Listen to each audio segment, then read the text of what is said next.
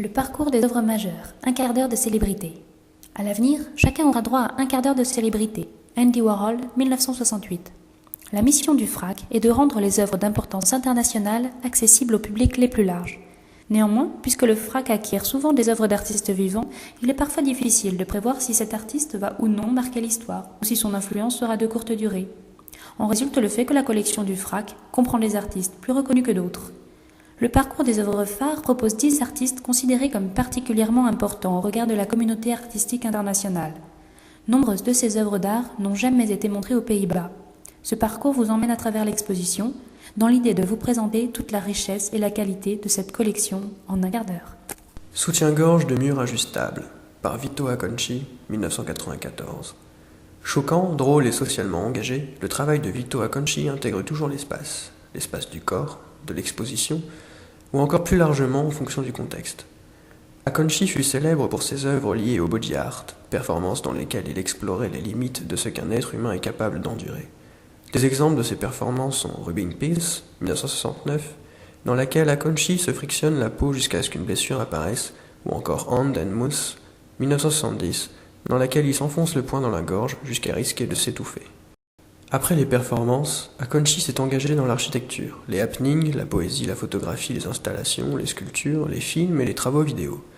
Quel que soit le médium qu'il choisit, son travail est toujours lié au spectateur.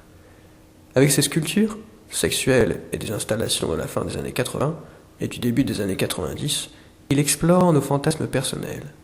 Avec l'aide de masques, de gadgets et de poupées, Acconci tente de nous libérer de nos inhibitions sexuelles et nous invite à entrer dans un monde explicitement sexuel. Avec cette œuvre, qui peut être considérée comme le résultat de ses recherches, il mêle le son d'une respiration avec les sons du quotidien, par exemple celui de la télévision. L'installation est telle que le visiteur peut s'installer à l'intérieur de l'œuvre, de manière à revivre l'expérience de l'utérus maternel. 5 structures géométriques ouvertes et leurs 5 combinaisons. Sol Lewitt, 1978-1979. Sol Lewitt est considéré comme l'un des plus importants représentants du courant minimaliste en sculpture. Dans son travail récent, il a pratiquement quitté toute la masse superflue pour ne garder que la carcasse, la cage thoracique des formes géométriques. Toutefois, à force de progression dans sa démarche, l'artiste s'associe à l'art conceptuel, à mesure que la création de ses œuvres tend à devenir de plus en plus intellectualisée, rationnelle et contrôlable. Le travail de Lewitt se limite aux formes géométriques pures, car elles n'invitent pas à l'association d'idées et sont donc le meilleur vecteur de l'idée. La pièce, 5 structures géométriques ouvertes et leurs 5 combinaisons, acquises par le FRAC en 1983, présente les recherches de Lewitt autour de la variation de la forme du cube. Elle est caractérisée par le fait qu'elle aurait pu être créée par ses assistants, selon les instructions spécifiques de l'artiste. Dans ce travail, Lewitt expose l'importance de l'idée et du système de production inventé par l'artiste. La pièce consiste en 20 sculptures géométriques installées par paires sur un piédestal dans le but de montrer les variations de 5 polyèdres. Ce travail est purement méthodologique, répétitif et sériel, si bien qu'il est libéré de toute émotion. Painter, Paul McCarthy, 1995. Avec ses performances, installations, sculptures, photographies et vidéos, Paul McCarthy est devenu l'un des artistes américains les plus controversés de ces dernières décennies. Il est passé maître dans la mise à mal de tabous, et son travail a été successivement décrit comme burlesque, poignant, provocateur, effrayant, désopilant et violent. En dépit de son œuvre variée, il est en premier lieu reconnu comme un artiste de performance. Elles sont orientées vers le public dans les années 70 et ont un caractère rituel fort. McCarthy joue un personnage obsédé, enfantin, avec toutes sortes de faux fluides corporels. Peinture, huile de moteur, chocolat, mayonnaise, crème pour les mains et le perpétuel ketchup. Autant de substances qui passent pour des excréments, de l'urine, du sperme et du sang. Dans Painter, de la collection du FRAC, nous pouvons voir McCarthy dans son rôle d'artiste affublé d'une perruque ainsi que d'une paire d'oreilles et d'un nez démesurément gros. Alors qu'il peint avec un pinceau géant, en utilisant peinture, mayonnaise et ketchup, il transforme son atelier en un champ de bataille. Avec cette pièce, ou encore ses parodies de l'innocence des personnages qu'il tire de la culture populaire, McCarthy nous livre une critique satirique de l'artiste en tant que génie, de l'histoire de l'art, mais aussi des ambitions commerciales. Le travail de Paul McCarthy peut être lu à la fois comme une critique sociale acerbe, fortement liée au monde de l'art et aux politiques, ou comme une critique envers les valeurs personnelles. Aux Pays-Bas, Paul McCarthy est principalement connu pour sa sculpture Santa Claus, 2001, soit Père Noël, qui a très vite après son acquisition par la ville de Rotterdam été surnommée par les médias Kabouter Buttplug. 100 titres, 1971, et 62 membres du Club Mickey, 1972, par Christian Boltanski. Dans sa jeunesse, Boltanski avait l'habitude de visiter le musée de l'Homme à Paris, un musée anthropologique présentant des objets, reliques et symboles de diverses cultures, classés et exposés dans des centaines de vitrines. Ceci a été une source importante d'inspiration pour son travail artistique, dans lequel il mêle des références autobiographiques et des objets impersonnels pour créer des installations qui peuvent être lues comme des monuments à l'effigie du passé. La pièce sans titre est une allusion certaine aux vitrines de métal que Boltanski voyait au musée de l'Homme. Les petits objets de bois et les lames enroulées dans du coton font référence aux méthodes de recherche de l'ethnologie. Cependant, les installations de Boltanski entretiennent souvent une relation fictive avec le passé, de la même manière que la pièce 62 membres du Club Mickey, qui est composée de photographies tirées d'une section spéciale du magazine Mickey. L'artiste agrandit les photographies, les encadre, les assemble en une série qui représente un mémorial pour les enfants disparus. De nos jours, Boltanski est vu comme l'un des artistes français les plus connus au monde, notamment pour sa participation à la Documenta 5 de Cassel en 1972.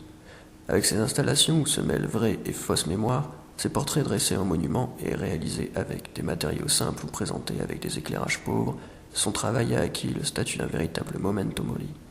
Cette année, il a été présenté pour le pavillon français de la 54e Biennale de Venise. Chaise électrique par Andy Warhol, 1971. C'est dans le magasin où il travaillait durant ses vacances qu'Andy Warhol a rencontré pour la première fois la société de consommation et des médias dans l'Amérique des années 1950. À 21 ans, Warhol s'installe à New York en tant qu'illustrateur publicitaire pour un magazine de mode très connu. La fascination des célébrités et des stars du cinéma pour ses œuvres lui permet d'être rapidement connu et reconnu dans le milieu de la mode et de la publicité. En 1956, ses dessins deviennent connus parmi le monde de l'art et une exposition prestigieuse lui est consacrée au MoMA de New York. Les peintures et sculptures produites par Warhol dans les années suivantes peuvent être lues comme un tribut fait à l'American Way of Life et au mode de vie consumériste des années 1960. C'est le fameux dollar, le film de star, la boîte de soupe Campbell, les bouteilles de Coca-Cola ou de ketchup Heinz et les représentations de Superman et des cartoons de Popeye qui font d'Andy Warhol le roi du pop art. Sa fascination pour la montée en puissance du pouvoir des médias de masse se reflète dans son œuvre à travers la reproduction des images des médias, incluant des crashs d'avions, les affrontements raciaux et les accidents de voitures. La mort est omniprésente dans son travail. Warhol réalise des portraits de stars décédées et de criminels dont la sentence de mort vient d'être prononcée. À partir de 1963, il crée des sérigraphies en utilisant des chaises électriques. Les 10 sérigraphies de la collection du FRAC Nord-Pas-de-Calais sont basées sur un négatif original et produites en 10 couleurs différentes, rendant cette image à la fois accessible et banale. En ce sens, Warhol dénonce la capacité des médias occidentaux à modifier le sens des images. Think Tank, Liam Gillick, 1996. L'intérêt de Liam Gillick pour la théorie se matérialise à travers de nombreux médias et activités.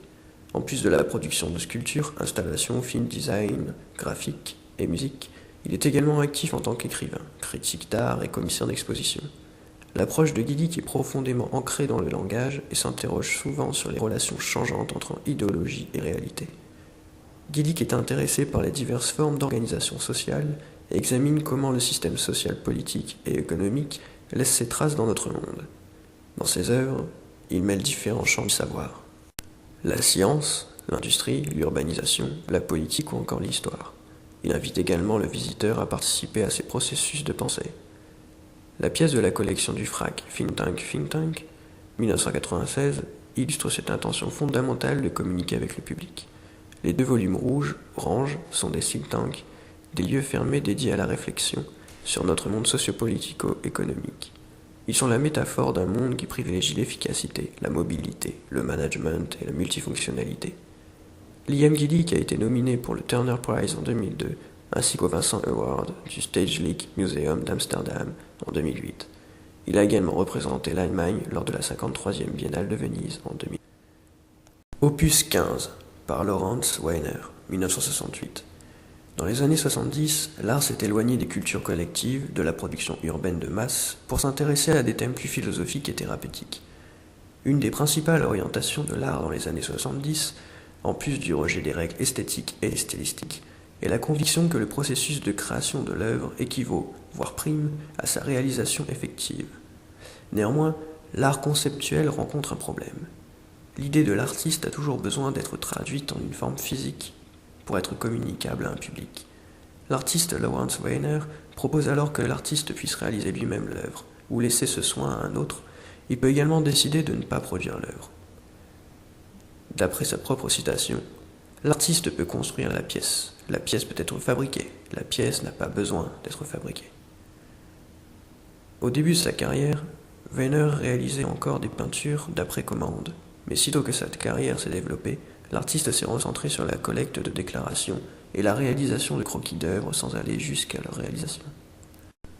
Weiner ne refuse pour autant pas d'être présent dans les lieux d'exposition, et nombreux de ses lettrages sont montrés dans les musées et galeries. Certaines de ses déclarations ont un caractère énigmatique, d'autres sont si neutres qu'une interprétation est difficilement envisageable. Opus 15 est une esquisse pour une performance frontalière datant de 1968. En 1986, ce travail a été réalisé sous la forme d'une performance entre la frontière belge et française. Gris, de Gerhard Richter, 1976.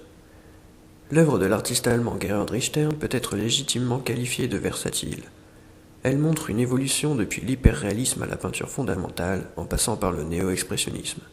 Sa carrière artistique est également caractérisée par le fait que Richter a travaillé au même moment et dans différents styles, figuratifs et abstraits, selon différentes thématiques, paysages, portraits, nature morte. À l'origine, son approche a été violemment accueillie par la critique et Richter a été accusé d'opportunisme, de déloyauté stylistique et de manque de caractère. Dans les milieux artistiques, la question était de savoir quel était vraiment le sujet de sa peinture, la forme ou le contenu. Plus tard, il est devenu évident qu'il s'agissait du premier artiste à refuser d'appartenir à un seul style. Il peut ainsi être vu comme un des premiers acteurs de la postmodernité, en bousculant l'idée conventionnelle de chronologie et de progrès des avant-gardes. La pièce Gris, elle fait partie d'une série intitulée Farbentögeln que Richter a principalement réalisée dans les années 1970. Des tableaux qui s'apparentent aux grandes plages de couleurs des magasins de peinture. Ces tableaux monochromes étaient initialement en couleur, mais sont plus tard réalisés uniquement en une gamme de gris indéfinissable qui, d'après Richter, est la seule couleur capable de ne rien représenter. Ces 10 dernières années, Richter a été montré dans de nombreuses grandes expositions personnelles et rétrospectives, parmi lesquelles celle du MoMA à New York ou encore celle de la Tate Moderne de Londres. Dans l'Euro-région, il est principalement connu pour l'immense vitrail qu'il a réalisé dans la cathédrale de Cologne en 2007. La rétrospective Gerhard Richter, Panorama, qui ouvrira dans le 80e anniversaire de l'artiste à la Tate Moderne de Londres, sera présentée également à la Neue National Gallery de Berlin et au Centre Pompidou à Paris en 2012. Good Boy, Bad Boy, Bon garçon, mauvais garçon, par Bruce Nauman, 1985. La seconde pièce de Bruce Nauman, Good Boy, Bad Boy, se présente sous la forme de 2 moniteurs qui montrent un homme noir et une femme blanche qui récitent le même texte. Une centaine de phrases peuvent être interprétées positivement ou négativement, selon si c'est l'homme ou la femme qui les prononce et selon le contexte de leurs activités. Les deux acteurs regardent fixement le spectateur afin de créer une interaction et une forte immersion de sa part.